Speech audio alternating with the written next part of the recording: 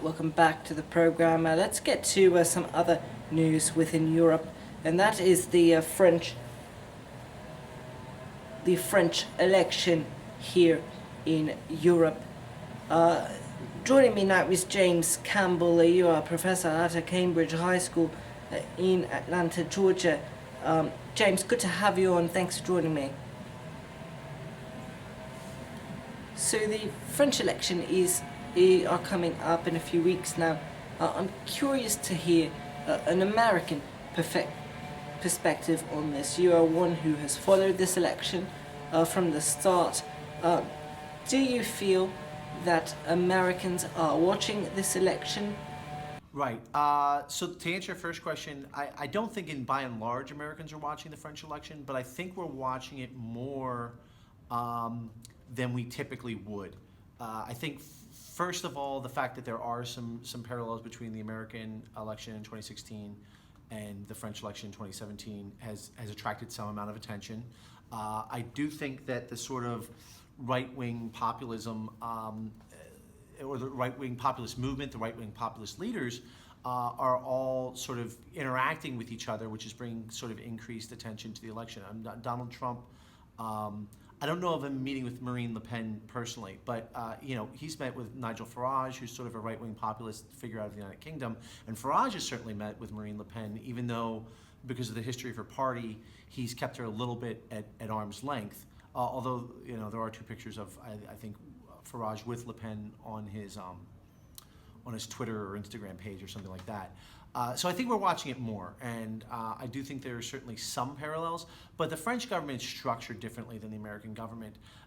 Even if Marine Le Pen being sort of the French equivalent of Donald Trump in a lot of people's eyes, there are certainly some things that aren't quite perfect parallels. But even if she were to win the presidency, the French system is a multi-party system. There's several political parties.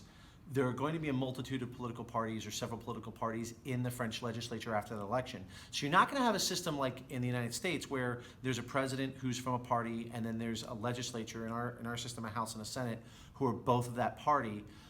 You're going to have a situation at best where there's a president of a particular party, and then in the legislature, maybe if that party's had a really good year, they're going to have a quarter to a third of the seats.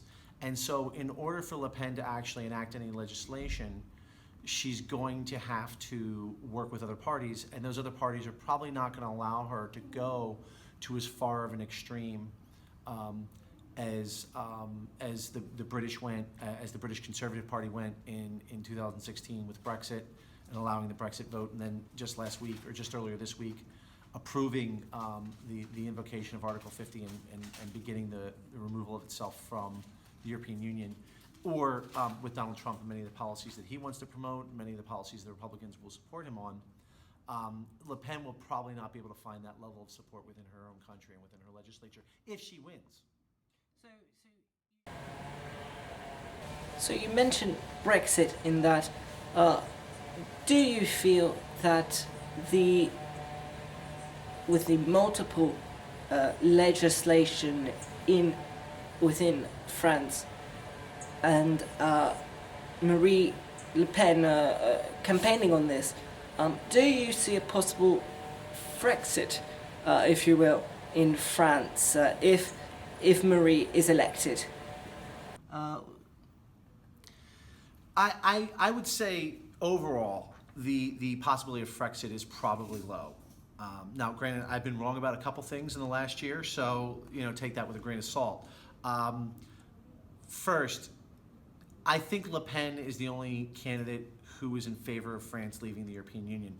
One of her, there's three possible people against whom Le Pen might be running. So right now there's, as I mentioned, a multi-party system in France. Many different people are running for president. In all likely, and what happens is they have a majority system, much like we do here in Georgia, where if no candidate wins a majority of the vote, there is a second round of voting about a month later. And so Le Pen is almost definitely going to get to that runoff. She's been leading in the polls. She's had a plurality of the vote in every poll. But there's two, maybe three candidates against whom she might be running. One is Francois Fillon, the Republican, and the French Republican Party is much like the American Republican Party. It's a center-right party. There is Hamon, who is the socialist. He's not that likely to get into the runoff, but he's still, doing better than was anticipated. And he is sort of the old school Jeremy Corbyn out of Britain, maybe even Bernie Sanders out of the U.S. Not a perfect analogy, but it's there. That type of socialist. And then you have Emmanuel Macron, who is a former socialist finance minister who's actually started his own party. And it looks like it's probably going to be Le Pen versus Macron. Macron is pro-Europe. He will not want it to leave the European Union. Fillon had voted against France's adoption of several EU measures, and so he's a mild Eurosceptic, but I don't believe so far that he wants to leave the European Union. So even if it winds up being Le Pen versus Fillon, and Fillon wins, I don't think we're looking at Frexit. With Le Pen wins, I think we're looking at the French president Le Pen attempting Frexit. She would be in favor of that, but she would have limited ability to do that. Again, I don't think the French legislature will vote with her. The French president can actually issue something called a decree, which is actually a little more powerful than our executive order. It would have the force of law. It can override sort of an existing law, which American executive orders cannot. However, the French Parliament can stop a decree by agreeing to veto it and then hold elections. So French political parties would have to be so in favor of stopping Le Pen or so opposed to a sort of French exit from the EU that they would be willing to stand for elections again. But I think they'd be willing to do that. I think politically that would be a winner for them as well. I don't think most French people want to leave the EU, and if they had a vote, where the parties had to stand up before the French voters and say, we voted against leaving the EU, I think the voters would reward those parties. So I think it would be a political winner for them as well.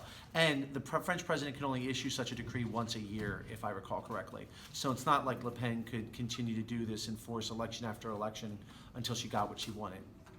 All right, James. Right. All right, James Campbell, joining me from Atlanta. Thank you so much for that insight on the French election. Thank you. Bye. Thank you. And we will be watching the French election as it progresses within France, and we certainly will keep you updated when there's some news to report on that. We're going to take a quick break, but when we come back, we're going to have more news to cover